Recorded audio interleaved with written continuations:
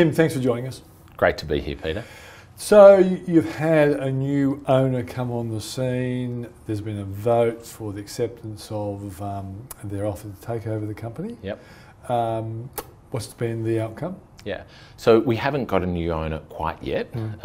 It's been a process through probably since about October last year through to now to get to the shareholder vote last week, which was in favour of the proposal that KKR, a private equity firm, put to our board to take us private. There are a couple more hurdles. There's still a court hearing we've got to have, and shareholders still need to get the money in the bank account before the ownership actually changes. So it's probably a couple more weeks down the track. But look, I think the thing that KKR consistently have said through this process is they believe that it's the right strategy for the right company at this point in time. They just believe that the public markets have fundamentally undervalued what that strategy will yield over the medium term. So private equity invest in a sort of a 4 to 6 year time frame, and they believe that within that time frame there's going to be good returns by being an owner of MYOB. Now I know you're not a boastful type, but you've always argued that the market isn't properly valuing the company. You must have found this a fantastic pat in the back for your belief of what MYOB was worth. Look, so if I look through this process, the one thing I'm really pleased about is we've been very upfront and very transparent with shareholders, far more so than I think most public companies are. So in 2017, November 2017, we had an annual investor day and went to our investors and said, we actually think that there is more value by us bringing forward some of the investment that we're making in what we call the MYOB platform. And that's a new set of tools that really reimagines the way small businesses and accountants work, how they connect to banks, how they connect to the ATO and other regulators, etc. And we said we're now far enough down the track that we know the size of work to be done. We've taken our clients through what it is we think we can achieve, and there is a unanimous thumbs up that this is the future of the industry. And so we want to deliver it not over 5 or 6 years, but over the next 2 years. And that means we need to increase the investment in the next couple of years. And we showed a chart that showed our free cash flow, where it's come from, where we think it's going to go, and then where we think it will end up on this strategy. And it went down before going up. But we said rather than just going like this, we think we can go like this and end up at a much higher point. And therefore, I have argued that shareholders should be supportive of Australian businesses that make those sorts of investments, that are willing to commit to 5-year targets, which very few companies do. Very few companies will give guidance on where they believe their profit will be or free cash flow will be in 5 years' time. But tech companies in the US tend to do that when they really believe in an opportunity, knowing that it's going to be a multi-year journey for shareholders. So we did that. So to impersonate your hand gestures, so this going up and going up to there, has the introduction of KKR made that more possible rather than relying on the local share market to provide that capital to make it happen? Yeah, look, I personally believe that you can pursue any strategy as a public company or as a private company, but there are differences. I think as a public company, what it's difficult to do is change that trajectory, because you attract shareholders who rightfully say, well, this is what's happened and this is what we expected to happen. And other shareholders perhaps don't require dividends the way some do, or have other priorities from an investment profile. But that change in your shareholder base it creates a lot of friction within a business if you decide to sort of change the formula that you've promised to return results to shareholders. What private allows you to do is to have a very small group of people around the table who can make all of the decisions.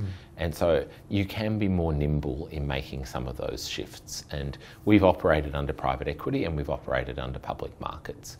And so I think what this will allow us to do is to have a group of people who are very close to the company who are making those investment decisions, rather than a large, diverse group of shareholders where things need to be communicated to. Including interruptive and annoying media people. I said that, not you.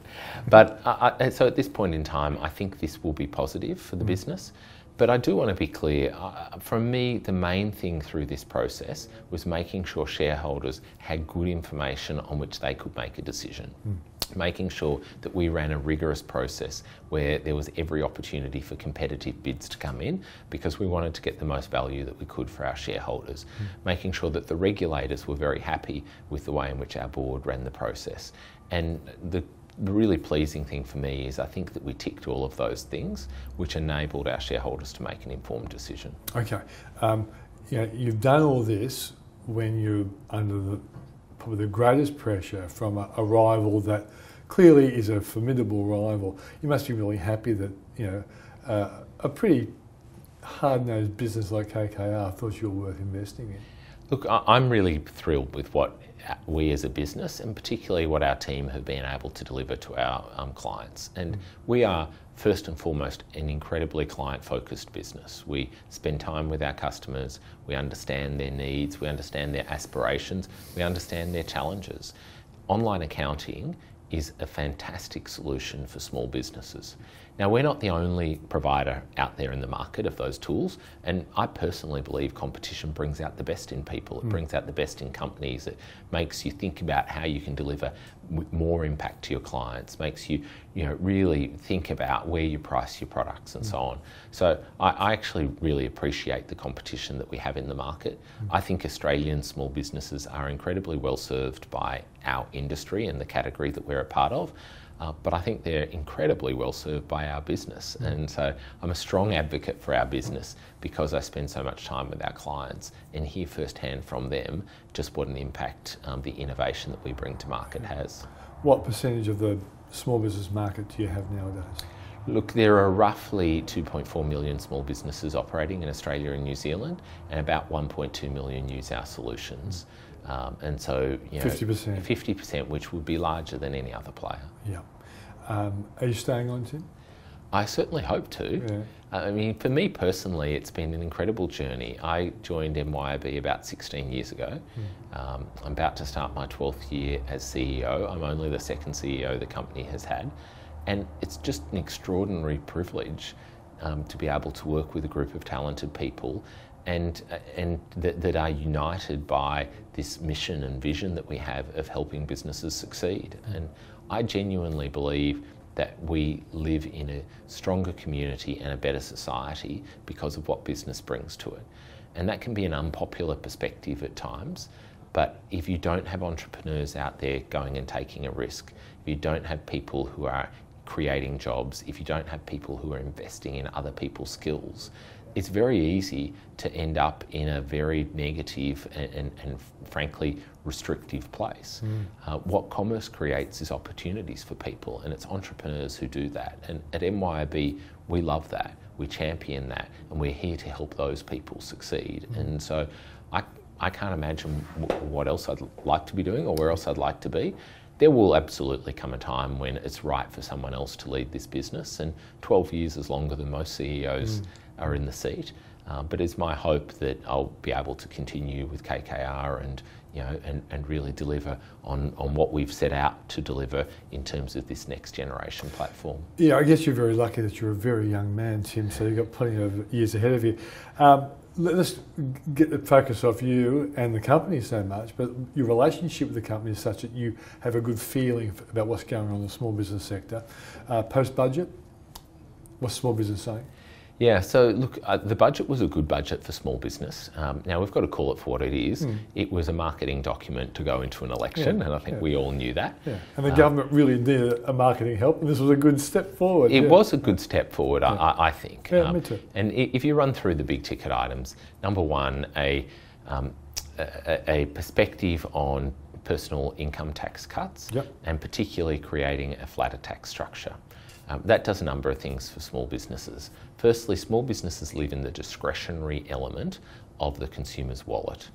So what do I mean by that? Most consumers pay their mortgage, pay their power bills, pay their phone bills before they go out to a cafe on Friday night. Those first three are big business products. That fourth one is a small business product. And so generally speaking, when the economy is doing well, when people have more disposable income, disproportionately that helps small business. And when they have less, it harms small business. So a budget that gives more money back to consumers will be good for small business. The extension and expansion of the instant asset write-off, this is an incredibly popular thing with small business, and it makes sense. It does not lower the tax that a small business owner pays, but it matches the timing of that to the cash flows so that they can afford to invest in equipment and take the tax deduction right then and there in that same year. So it enables them to invest more in growth in their business. Broadly speaking, those are probably the headline things that came out of the budget. There's a number of smaller items that have come out and frankly, since in the election discussion. But for me, the thing that I'm actually really pleased about is that small business is becoming a little more of a bipartisan approach. The things like the instant asset write-off have been supported by Labor, supported by the Greens, obviously championed by the current government. So it's really good to see small business getting cross-party support. When I was asked a similar question, I agree totally. Those two were good changes. My feeling is that small business will be a little bit apprehensive about Labor's attitude towards wages, penalty rates and all that sort of stuff. Have you got any feedback for small business around that? Yeah, look, I think there's a few things there. What we know is when something happens to the minimum wage, that is a direct impact on small business. Yep. It doesn't affect many big businesses. Most big businesses have enterprise bargaining agreements, which means that they're not paying award and they're not paying minimum wage. Yep. And that's all been negotiated years in advance. So if the Labor Party were to adopt something like the ACTU's proposal on a living wage, and that was to increase minimum wages, now the Labor Party have said if they do that, they'll make sure it does not flow through to awards. I'm challenged to see how it can't have at least some impact on awards. Then that will be a cost impost to small business. Now, there's two arguments to this. One is there'll be more money in consumers' pockets, that those people who are on the minimum wage have a higher propensity to spend, and therefore what I just said about that discretionary element in the consumer's wallet going back into small business would say that will actually have a positive on small business. But there is no doubt that it will increase the cost, and the cost will be immediate to small business. So small businesses are absolutely concerned about that. And any feedback around the implications of both APRA and the Royal Commission on bank lending and then the access of small business to funds, is that coming through as an issue? Absolutely, and I think it comes through in the numbers that have been reported, that lending has tightened. Now, the Hayne Royal Commission was very careful not to make recommendations about changing regulation around small business lending. That said, what they've done is just up the intensity that every banker is putting on any decision that they make. And so what we have seen is that there is less funding across the big banks going into small businesses, and that makes it very, very difficult for businesses that want to grow, for businesses that want to invest. The government did announce late last year what they called the Australian Business Securitisation Fund, which is effectively a $2 billion fund to help create new competitors to the big four banks around small business lending. That's a great policy, supported again by all three major parties going into the election. So, we're very happy about that. But there is absolutely no doubt that increased regulatory environment is harming small business because there is less lending that's taking place. Okay, so therefore, given the election, given the budget, what is the status of small business confidence now? Small business confidence is down from where it was late last year. It was pretty good last year, wasn't it? It was pretty good last year. Now, the reality is it's not bad if we look at historical levels, but what I'd say is there's a level of apprehension. Not unusual going into an election, but it is definitely, it was pretty good. It's definitely come off the boil. It's not in a bad place, but there is a level of uncertainty and a level of apprehension. Okay. Is there a question I should have asked you that I haven't asked, but because you know small business very well, you would ask it if you were me? I don't think there is, Peter. I think what I would encourage small business owners to do is to really look at the policies of the different parties and think carefully about it. There is a good level of support for small business, but there are differences in the different political positions as well, and they should think really carefully about that in relation to their own business. Tim Reed, thanks for joining us. Peter, always great to be with you.